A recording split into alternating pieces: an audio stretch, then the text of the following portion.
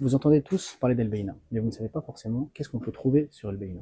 Alors El-Beina, c'est une librairie, c'est une édition, et c'est également un grossiste. Et là, nous sommes à la librairie. Je vais faire avec vous le tour pour que vous puissiez voir la diversité et comment est-ce qu'on est capable de répondre à l'offre de manière générale pour toutes les orientations, toutes les recherches qu'il peut y avoir. Et ça s'adresse autant aux musulmans qu'aux non-musulmans. Je vous invite à me suivre. Donc ici, on est dans le rayon principal, on va dire.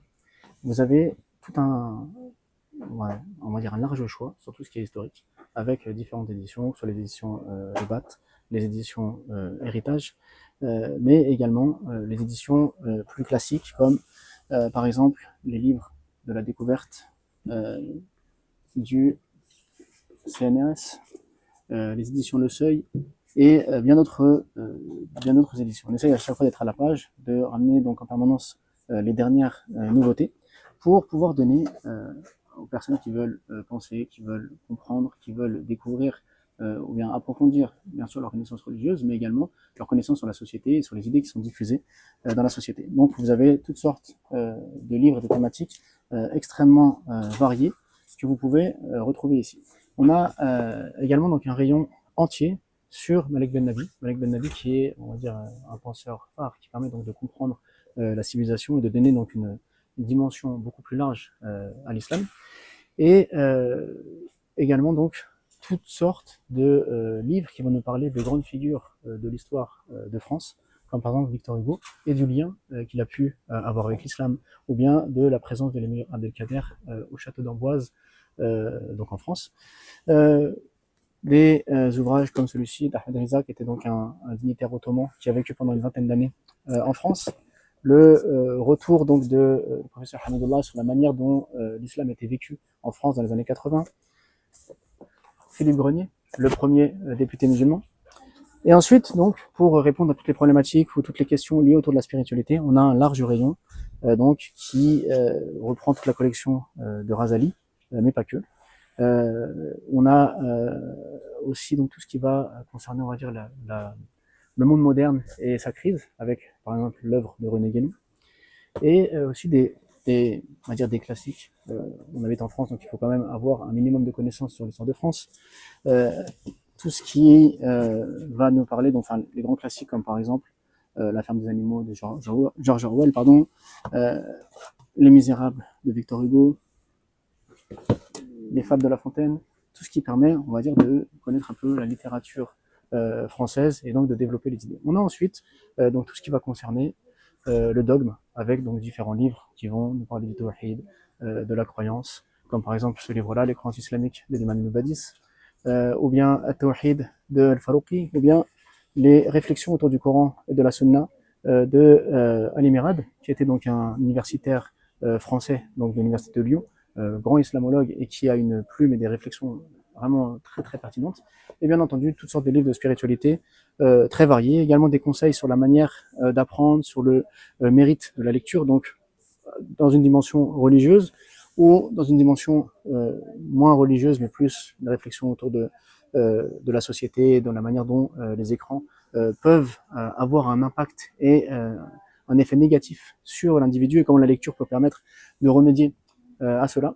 Et de manière plus générale, des réflexions comme pourquoi la démocratie a besoin de la religion, le saint chez le sultan de John Tolan, qui va nous parler comment est-ce que François d'Assise, au moment des croisades, est parti à la rencontre donc, du sultan, donc montrer que même des fois dans des situations de crise, il y a des moments de dialogue qui peuvent naître dans des moments, on va dire, inattendus. Un très classique, l'orientalisme, donc d'Edouard Saïd.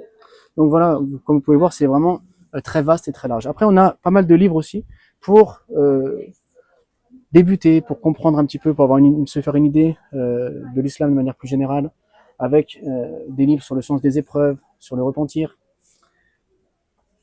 Et ensuite, donc, des dialogues autour donc, des différentes religions, comme par exemple ce livre de l'orientaliste Laura Becchavaglieri qui présente l'islam, ce livre de Anselm Turmeda, qui était donc un religieux catholique italien qui a embrassé l'islam et qui explique pourquoi est-ce qu'il a embrassé l'islam.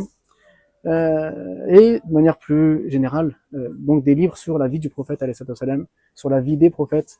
On a les grands classiques comme celui d'Étienne Dinet, comme celui donc de Moubarak Fouré, Le Nectar cacheté, comme le très célèbre la Sira donc de Yasser Khadi, qui est vraiment contemporaine, très intéressante à découvrir, comme celui de Martin Links, par exemple, voilà, qui est très spirituel et qui est passionnant à lire, mais également des livres comme La vie des prophètes, etc.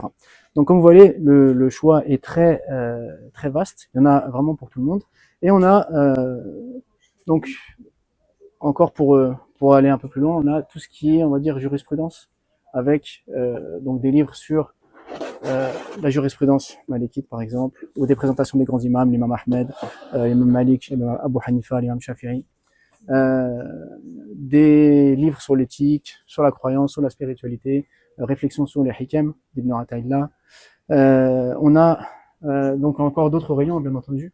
Donc ici, c'est, on va dire, tout ce qui est un peu orientalisme, donc de Henri Laous, par exemple, qui a travaillé sur Ibn Taymiyyah, ou bien Adrien Candiar, qui a travaillé également sur Ibn Taymiyyah. Les travaux de recherche de la Sorbonne, et puis les différentes nouveautés, comme Barbès Blues, Ricine d'Algérie, La France tu l'aimes, mais tu la quittes, etc. Après, on a un rayon sur tout ce qui est apprentissage de la langue arabe, avec les méthodes classiques, soit de la madrasa, Elektra-Iya, de Médine, et ainsi de suite. Et puis, on a ici donc un très grand rayon sur tout ce qui va être le Coran et les sciences du Coran. Donc on va avoir des exégèses classiques comme celle d'Ibn Kathir, on va avoir des exégèses plus contemporaines comme le lauréat d'exégèse coranique, tous les livres de Tajwid pour perfectionner sa récitation, et après vraiment des livres majeurs comme la morale du Coran par exemple, qui est la thèse de doctorat en Sorbonne de Mohamed Abdeladraz, comme ces deux livres, donc le recueil bénéfique des enseignements coraniques et Florilège d'indications coraniques, qui sont finalement des vulgarisations de ce qu'on trouve dans le Coran et qui est vraiment très très important et très excellent, et différentes réflexions autour des sourates, comme par exemple l'explication de Surat El-Kahf, l'explication de Surat Yusuf, l'ultime nouvelle. Bref, comme vous voyez, c'est vraiment un choix très vaste. Et bien entendu, on a tout ce qui concerne la médecine prophétique, qui se trouve ici, donc des livres qui vont nous permettre de découvrir l'héritage islamique autour de la santé, autour de l'hygiène, etc. Et là, un immense rayon sur tout ce qui est éducation des enfants, tout ce qui est enseignement des enfants, avec des livres sur la vie des prophètes, avec des romans comme la saga Saladin par exemple, avec des livres qui nous parlent des 99 noms expliqués pour les enfants, avec un rayon juste en face qui concerne cette fois-ci la famille, qui concerne la femme, l'éducation des enfants, avec donc des séries voilà très complètes, aussi bien donc des biographies de grandes figures de l'islam comme par exemple ici Fatima Zahra, ou bien voilà des livres plus généraux autour de la famille, la femme et les enfants. Et si on continue, donc on a un large rayon également avec du choix de livres en arabe, et puis tout ce qui est traduction du Coran ou bien Coran directement en arabe. Donc n'hésitez plus, on est à Argenteuil, au 11 avenue de l'Abattoir, et vous êtes tous les bienvenus.